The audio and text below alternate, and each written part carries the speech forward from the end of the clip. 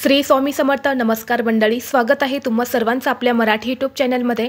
स्वामी महाराजांच्या कृपेने तुमच्या सर्व चांगल्या इच्छा पूर्ण हो, हीच स्वामींच्या चरणी प्रार्थना करते आणि आज या नवीन व्हिडिओला सुरुवात करते.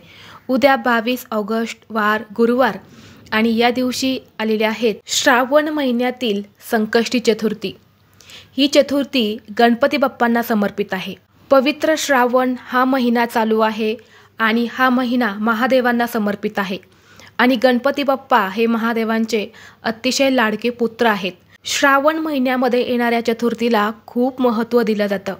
गणेशाला विघ्नहर्ता असं मानलं जातं.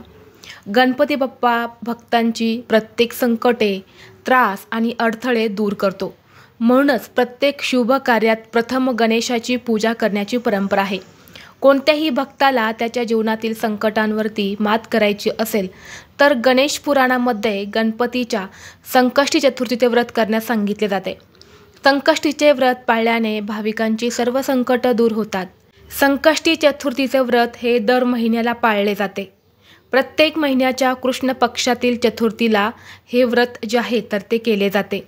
गणेश पुराणात ब्रह्मदेवाने या व्रताचे महत्त्व सांगितलेले आहेत. हे व्रत जो व्यक्ती करतो त्याच्या सर्व इच्छा ह्या पूर्ण होतात असं मानलं जातं आणि म्हणूनच या दिवशी व्रतासोबतच आणि गणपती बाप्पांच्या पूजेसोबतच वास्तुशास्त्रामध्ये करण्यासाठी काही प्रभावी उपायसुद्धा सांगितले जातात. आज या व्हिडिओमध्ये मी तुम्हाला एक अतिशय प्रभावी असा उपाय सांगणार आहे. उद्या श्रावणातील संकष्टी चतुर्थीला आपल्याला गणपतीजवळ अशी एक वस्तू ठेवायची आहे. ही वस्तू ठेवल्याने आपल्या आयुष्याचं कल्याण हे झाल्याशिवाय राहणार नाहीत. प्रगती व्हायला सुरुवात होईल. घरामध्ये चहूबाजूने पैसा हा येऊ लागेल. 7 पिढ्यांचं दारिद्र्य हे नष्ट होऊन कितीही कठीणातील कठीण इच्छा ही बाप्पांच्या कृपेने पूर्ण होईल. असा हा एक उपाय आज या व्हिडिओमध्ये मी तुमच्यासोबत शेअर करणार आहे. त्यामुळे तुम्ही हा व्हिडिओ स्किप न करता शेवटपर्यंत पाहत राहा. चॅनेलवरती नवीन असाल तर सबस्क्राईब करा आणि असेच माहितीपूर्व नवनवीन व्हिडिओ पाहण्यासाठी बेल आयकॉनला प्रेस करा. म्हणजे जेव्हा कधी मी नवीन व्हिडिओ अपलोड करेल त्याचं नोटिफिकेशन सर्वात अगोदर तुम्हाला भेटेल आणि तुम्ही एक पण व्हिडिओ मिस करणार नाही. तर पहा, मी तुम्हाला जो उपाय सांगणार आहे तर हा उपाय आपल्याला उद्या करायचा आहे. तर उद्या तुम्ही हा उपाय संपूर्ण दिवसामध्ये कधीही करू शकता. जेव्हा तुम्हाला वेळ भेटेल तेव्हा तुम्हाला हा जो उपाय आहे तर हा करायचा आहे. हा उपाय करण्यापूर्वी तुम्हाला उद्या सर्वप्रथम सकाळी लवकर उठायचं आहे, स्नान करायचं आहे, स्वच्छ कपडे परिधान करायचे आहेत. जर तुमच्याकडे लाल रंगाचे वस्त्र असेल तर ते तुम्हाला परिधान करायचे आहेत. या दिवशी लाल रंगाचे कपडे परिधान केल्याने सकारात्मक ऊर्जा आपल्याला मिळत असते. यानंतरनं आपल्या देवघरामध्ये गणपती बाप्पांची मूर्ती असेल तर त्यावरती शुद्ध पाण्याने किंवा पंचामृताने तुम्हाला अभिषेक करायचा आहे. फोटो असेल तर फोटो तुम्हाला स्वच्छ पुसून काढायचा आहे. यानंतरनं गणपती बाप्पांची मूर्ती ही पाटावरती किंवा देवघरामध्ये ठेवून तुम्हाला बाप्पांना हळदी कुंकू अक्षदा अर्पण करायचे आहेत, दुर्वा त्याचबरोबर जास्वंदाचं फूल अर्पण करायचं आहे आणि यानंतर तुम्ही हा उपाय दिवसभरामध्ये कधीही करू शकता. परंतु हा उपाय करण्याच्या अगोदर तुम्हाला बाप्पांची पूजा ही करायचीच आहे.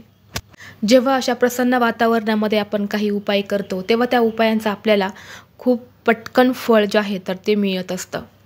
हा उपाय का करायचा आहे तर हा उपाय आपल्याला मनोकामना पूर्ण होण्यासाठी करायचा आहे. जर तुमच्या मनामध्ये एखादी इच्छा असेल आणि तुम्हाला ती इच्छा पूर्ण करायची असेल, बऱ्याच वेळा आपल्या मनातल्या इच्छा पूर्ण करण्यासाठी आपण भरपूर प्रयत्नसुद्धा करतो, परंतु कधीकधी कितीही प्रयत्न केले तरी आपल्या प्रयत्नांना यश मिळत नाही, हव्या तशा गोष्टी घडत नाही. यामुळे आपली इच्छा ही अपूर्ण राहते.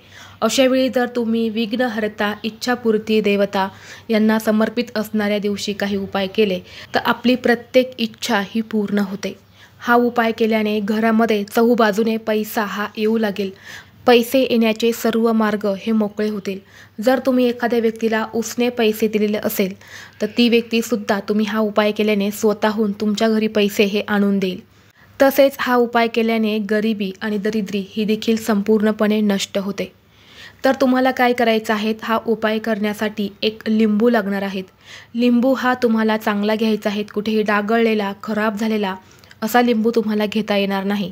एक चांगला असा लिंबू घ्यायचा आहे आणि 11 रुपये आपल्याला घ्यायचे आहेत. 11 रुपये घेताना आपल्याला 1 रुपयाचं नाणं आणि एक 10 रुपयाची नोट असे 11 रुपये तुम्हाला घ्यायचे आहेत. हा उपाय आपल्याला आपल्या देवघरामध्येच करायचा आहे, कुठेही मंदिरामध्ये तुम्हाला जाण्याची गरज नाही।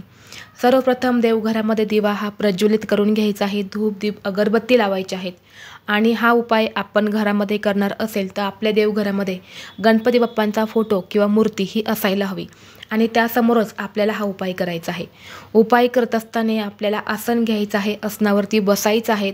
लिंबू हा तुम्हाला हातामध्ये घ्यायचा आहे। हातामध्ये घेतल्यानंतरनं ओम गणपते नमः हा 11 वेळा तुम्हाला मंत्र म्हणायचा आहे। यानंतरनं हे लिंबू आपल्या उजव्या हातामध्येच ठेवून आपल्या हाताची मूठ जी आहे तर ती घट्ट बंद करायची आहेत आणि गणपती अथर्व शीर्षमचे तुम्हाला 11 आवर्तने करायचे आहेत। जर तुम्हाला शक्य झालं तर 11 आवर्तने तुम्ही दिवशी आवर्जून करा, नाही शक्य झालं तर तुम्ही 3 आवर्तने सुद्धा करू शकता किंवा एक वेळा तुम्ही गणपती अथर्व शीर्षम म्हटले तरी सुद्धा चालेल। यानंतरनं मनोमन आपली इच्छा तुम्हाला व्यक्त करायची आहेत। ज्या इच्छापोटीसाठी तुम्ही हा उपाय करत आहे तर ती इच्छा तुम्हाला व्यक्त करायची आहेत, जसे की नोकरी प्राप्ती, धनप्राप्ती, मुलांची प्रगती किंवा व्यवसायामध्ये प्रगती, जी काही तुमची इच्छा असेल तशी व्यक्त करायची आणि हे लिंबू तुम्हाला गणपती बाप्पांच्या मूर्तीमागे ठेवायचे आहेत। फोटो असेल तर फोटोमागे तुम्हाला हे जे लिंबू आहे तर हे ठेवून द्यायचं आहे। यानंतर आपल्याला काय करायचं आहे ते 11 रुपये हे जे आहे तर ते तुम्हाला हातामध्ये घ्यायचे आहेत। हातामध्ये घेतल्यानंतर ओम गणपते नमः हा मंत्र 11 वेळा तुम्हाला म्हणायचा आहे आणि हे जे 11 रुपये आहे तर हे तुम्हाला एक विड्याचं पान घ्यायचं आहे, ज्याला आपण खाऊचं पान असंही म्हणतो, किंवा तुम्ही आंब्याच्या झाडाचं पानसुद्धा घेऊ शकतात किंवा लाल जास्वंदाचं फुलाचं जे झाड असतं त्याचंसुद्धा हे पान तुम्ही घेऊ शकतात। या पानावरती हे जे 11 रुपये आहे तर हे तुम्हाला गणपती बाप्पांसमोर ठेवायचे आहेत। यानंतरनं तुम्हाला दोन्ही हात जोडून बाप्पांकडे आर्थिक समस्या, पैशांच्या अडचणी दूर होण्यासाठी तुम्हाला प्रार्थना करायची आहेत। संपूर्ण दिवस आणि रात्रभर तुम्हाला हे लिंबू आणि पैसे जे आहेत तर ते तसेच गणपती बाप्पांजवळ तुम्हाला ठेवायचे आहेत। दुसऱ्या दिवशी तुम्हाला शुक्रवारचा दिवस आहे, दुसऱ्या दिवशी तुम्हाला काय करायचं आहे ते लिंबू जे आहेत तर ते घेऊन तुम्हाला एखाद्या वाहत्या पाण्यामध्ये विसर्जित करायचं आहे। विसर्जित करत असताना मनोमन तुम्हाला तुमची इच्छा जी आहे तर ती व्यक्त करायची आहेत। त्याचबरोबर हे 11 रुपये आपण गणपती बाप्पांना अर्पण केले होते तर हे 11 रुपये जे आहेत तर यातला 1 रुपया उचलून हा नेहमी तुमच्या जवळ ठेवायचा आहे। तुमचं पॉकेट कितीही रिकामं झालं तरीही तुम्हाला हा 1 रुपया कधीही खर्च करायचा नाही आणि 10 रुपये जे आहेत तर ते तुम्हाला घेऊन गणपती बाप्पांच्या मंदिरात जायचं आहे आणि तिथल्या दानपेटीमध्ये तुम्हाला हे 10 रुपये जे आहेत तर ते दान करायचे आहेत। किंवा तुम्ही त्या मंदिरामध्ये एखादी गरीब व्यक्ती बसलेली असेल तर त्या व्यक्तीला सुद्धा तुम्ही हे 10 रुपये जे आहेत तर ते दान करू शकता। तर अशा पद्धतीने आपल्याला ह्या 11 रुपयांचा आणि एका लिंबाचा उपाय हा उद्या श्रावणातील संकष्टी चतुर्थीला करायचा आहे। करून पहा, हा उपाय केल्याने नक्कीच तुमची कितीही कठीणातील कठीण इच्छा ही पूर्ण होऊन 7 पिढ्यांचं दारिद्र्य हे नष्ट होईल।